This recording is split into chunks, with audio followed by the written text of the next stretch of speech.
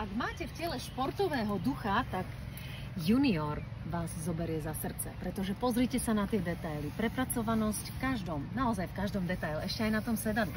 Viete čo? Úprimne, keď som si sadla, je to pohodlné. Naozaj je to pohodlné, je to tvarované, je to športové, pozrite sa na ten detail, ten dizajn. Športový volant. Vidíte už sami, že vlastne máte ovládanie multifunkčného volantu. Na prvý pohľad ventilátory, krásne, dizajnové. Presne takéto mám aj vo svojom autičku. Čo sa týka stredového panelu, je prakticky, máte všetko po ruke. Úložný priestor na mobil je automaticky nabíjateľný.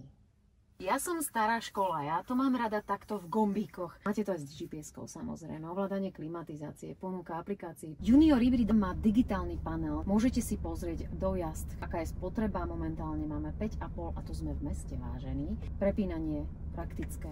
Hodinky, budíky. To mám rada, keď vidím, koľko mám kilometrov v hodine, že mám auto zaparkované, že proste potrebujem tú páčku odbrzdiť.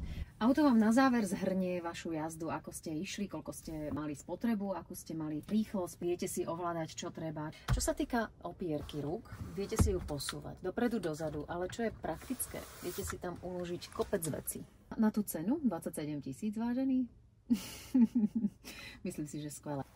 A to je asi všetko, viac som tu nenašla. Ale čo mi chýba, a to mi teda asi celkom by mi to vadilo, vzhľadom k tomu, že cestujem pomerne dosť často na koncerty a nosívam si kostýmy vzadu. A teraz, keď sa na to dívam, chýba tam to klasické, čo je v každom jednom aute, to zavesenie na háčik. Ja by som ale na záver zhrnula asi len toľko, že tá kombinácia koža, čalonenie, tie detaily, prepracovanosť, hádík, ešte aj tuto je samozrejme hádík krížik Alfa Romeo na digitálnom paneli, tie fukáre takzvané, ktoré sú ešte aj podsvietené. Je to naozaj jedno krásne autičko do mesta a napriek tomu, že pôsobí tak malinko na oko, je v interiéri tuto veľmi pekné a robustné.